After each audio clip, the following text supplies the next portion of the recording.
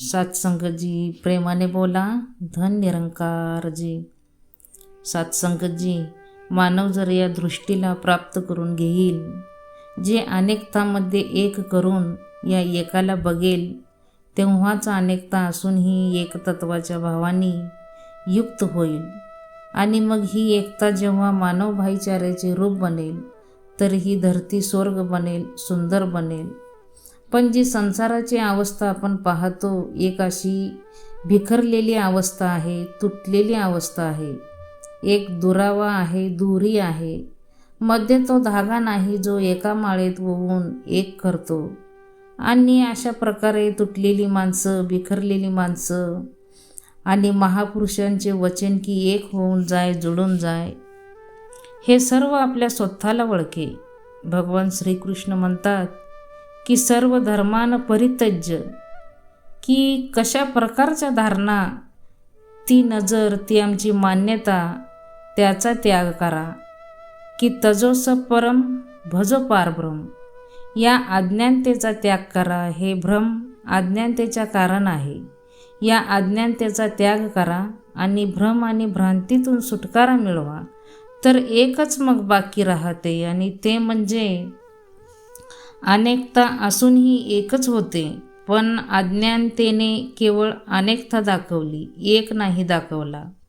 पण ज्ञानाने अनेकतेच्या मध्ये या एकाला दाखवले.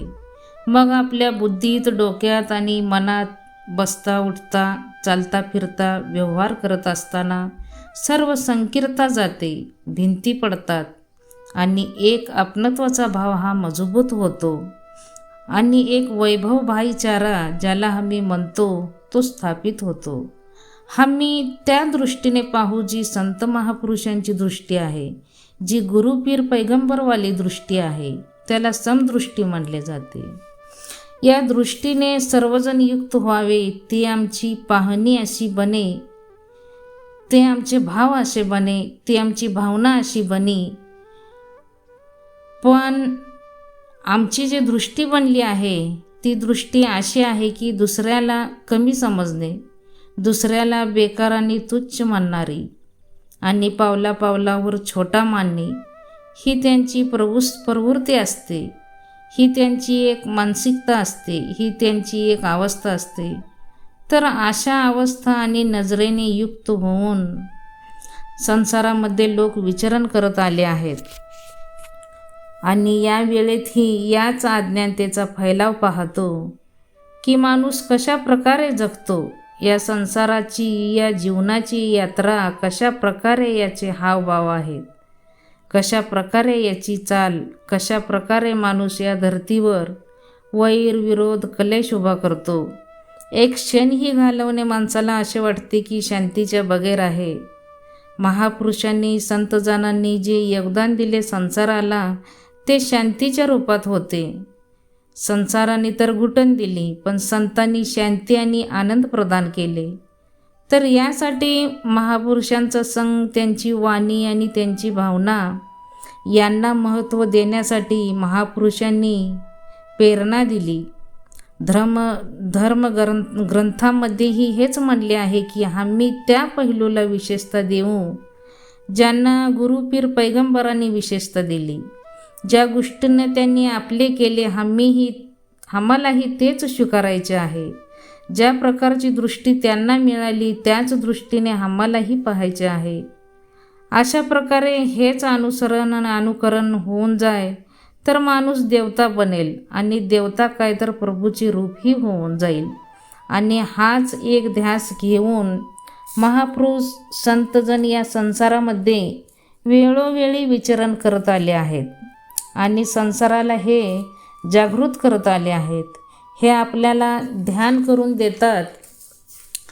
जसे की म्हणले जाते, एका परिवारामध्ये जन्म घेऊन ती दुरीची अवस्था, दुराव्याची अवस्था, मग ते रक्ताचेही नाते असू शकते. आणखी एक गोष्ट की असेही म्हणले जाते, हा माझ्या बिरादरीचा नाही. ज्या मातापिताकडून मी जन्माला आलो, हा त्या मातापिताकडून जन्माला आला नाही. हा अलग आहे आणि मी अलग आहे. पण येथे त्या अवस्थेचा विषय होतो की एकच मातापितापासून जन्म झाला आणि भावाच्या रूपात तेच नाते बनले जन्मासंगे. पण एवढेच कापी नसते. जर एवढेच कापी असते तर भावाभावामध्ये का टक्कर, का विरोध? तर या ठिकाणी एक दुसऱ्याच्या दुःखसुखाच्या भावनेची गरज आहे. तर याच प्रकारे या संसाराच्या भाईचाऱ्याची गोष्ट होते. तर येथेही त्याच मेहनतीची जरूरत आहे, त्याच दृष्टीची जरूरत आहे, त्याच भावनेची जरूरत आहे. तर हेच संदेश घेऊन आपण सर्वजण जीवनाचा प्रवास करतो, लोकांपर्यंत, संसारापर्यंत संदेश देतो. कारण जाणतो याच्यातच सर्वांची भलाई आहे, भले आहे. संसार अशा अज्ञानात विचरण करतो. तो जाणत नाही की चांगले काय आहे आणि वाईट काय आहे. यासाठी ठोकर खातो आणि तो माणसाच्या रूपात येऊनही एक लहान दर्जाचा बनत चाललेला आहे. कारण त्याला जागृती नाही. पण ज्यांना जागृती आली, अनुभव झाला, ते या प्रकारे विचरण करतात, या दिशाकडे घेऊन जातात की हे मानवा, नात्यामध्ये जवळीकता ठेव, अंतर ना कोणत्या गोष्टीचा राहो. संत महापुरुष समजवतात की आपण कोठे जाण्याचा जर विचार केला तर चंद्रावर सुद्धा पोहोचू शकतो, पण आपण आपल्या जवळ नाते संबंधीपर्यंत पोहोचत नाही. कारण तेथे दुरावा बनला असतो. जसे म्हणले जाते की दुरीची तर दुरी मिटवली जाते, पण जवळची दुरी कशी मिटवली जाय?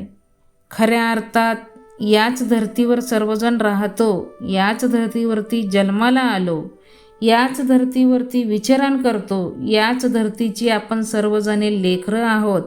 पण कशा प्रकारे माणसात दुरावा बनला आहे, जो की वनलेसवर जोर दिला जातो की मिशन म्हणतो एकाला जाणा, एकाला माना आणि एक व्हा.